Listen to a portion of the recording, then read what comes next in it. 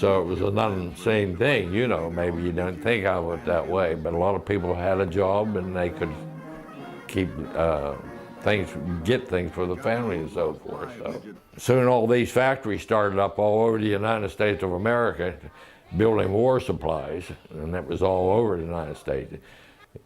That really, to me, might have been the really beginning of the United States of America, you know, building up more greatness.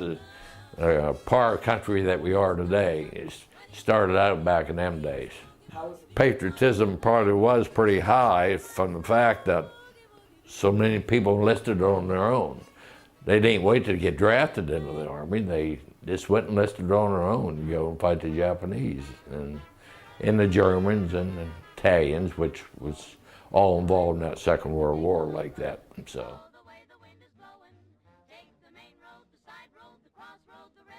I was getting around the age where the draft was going to happen. I was around 18 years old. The draft you're going to get drafted. You was going to the Army whether you liked it or not. So I didn't want to go to the Army. I figured I can do better maybe than going to the Army. So I went and enlisted on my own in the United States Air Force. One of my buddies there in the town, we decided we'd go in the Air Force together. And that way you probably go to boot camp and be together through the whole thing, snoop, you know. So we had our physical examination and stuff, what they gave you a good this, everything. I can't remember to this day why they wouldn't take him. He wouldn't pass the examination and he couldn't go. But I did, so I had to go myself. I didn't have nobody to go with.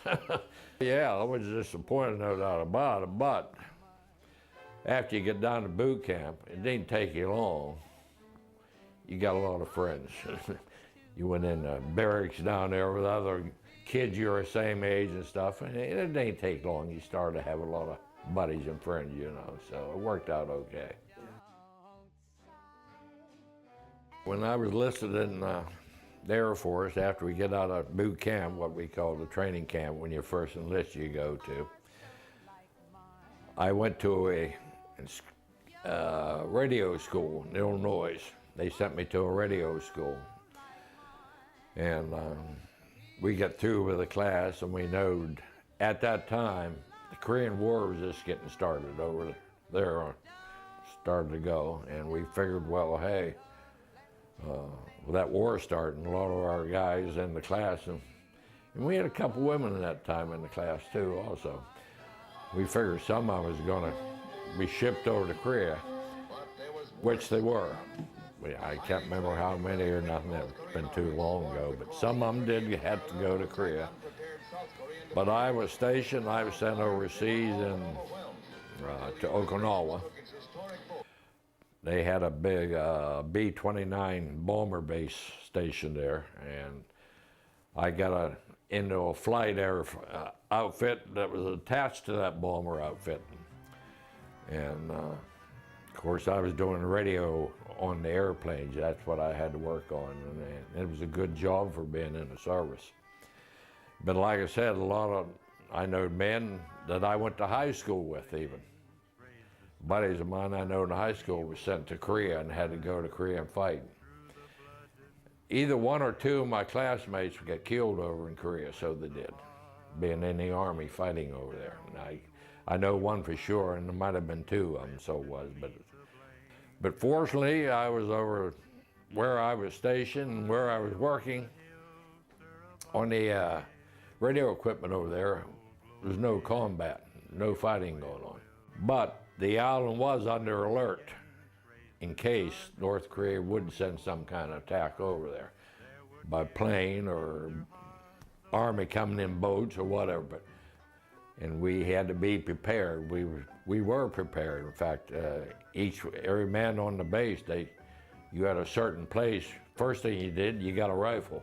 They had a place they kept them in. You'd get a firearm, and then you had a place where you had to go to be prepared. Like I said, it was a B-29 base, and every morning, it seemed like every morning, it probably wasn't every morning, but they load all these B-29s up with bombers, getting ready for a bomb run over in Korea to drop their bomb loads. And when them planes would all get revved up on the runway in the morning, I can't really describe the noise. It was, it was very, very, very noisy with all them things with their engines full throttle and so forth. But my job, working on radio equipment, I had to go out every morning and check out the equipment, make sure it was functional. You had to call the radio tower, the big control tower there, and I had to get on the microphone and talk to the tower and see how it was coming through, loud and clear or garbled or whatever, you know. See how the equipment was working, exactly what I was doing, checking it out. So really that's what my main job was, doing that, checking them planes out. Plus, we had a shop down there on the flight line also. If the radio equipment was malfunctioning, where you went in and worked on it, so you did. I put in for radio school and I got it, so I got it by choice. And it was a good job. No doubt about it. When I first went down there, they had to take all them bombers out of the base and fly them to some other airfield somewhere away from that where the hurricane was coming. Then towards the end there, they didn't take them out anymore. They left them there when the hurricane was coming, the bombers. What they had to do, the pilot, and I had the co-pilot, maybe some of the other crew members, they had to get into their plane and stay in the plane. And what they would do, they'd start the engines up and gun them up, and they'd turn that plane around and face into the wind. Or what direction that wind was coming from, they face these planes into the wind, and they really had to run the throttles up then. They sat in them planes while that hurricane was going through. Crew members would be inside the plane. I got discharged from Rapid City, South Dakota. That's where I went to after I came back from Okinawa, and I had a few months left yet. I had about 7 or 8 months left before my discharge date came up, and that's where I was stationed when I got discharged. I was almost 4 years in the Air Force, yeah. Actually, it was a good life, so it was, really. Well, that's where I met my wife Dorothy in Rapid City, South Dakota. How did I meet her? Well, at that time I was stationed at the airfield there in Rapid City, Ellsworth Air Force Base, and they had on base dances. They'd go in town and they could get young ladies to come in from town. They'd bus them out to the base for these dances on the base. Well, I kind of met one lady up there. She kind of caught my eye a little bit, and I thought, well, anyhow, maybe I'd like to go out with her. Anyhow, I'll give her a try. And so I was talking to her, and she told me where she lived and so forth in town. So I kind of set up a date to go and see her and meet her and talk to her. So I went out to the house, and where she was staying, there was 4 or 5 girls living in that house, and they was all going to school, business school and stuff like that, so they were. And the one girl, parents owned the house, so they had a pretty good bargain on rent and living there and so forth. But the girl that I went out to the house to see, I walked in the house, and here my eye caught this little blonde sitting over in the corner. My eye caught her real quick, and needless to say, it wasn't too long before I was gone with her on a steady basis. Was that your first girlfriend ever? Or was it that you probably didn't have time for girlfriends in the military? Well, actually, when you're in the service, you probably had a lot of girlfriends.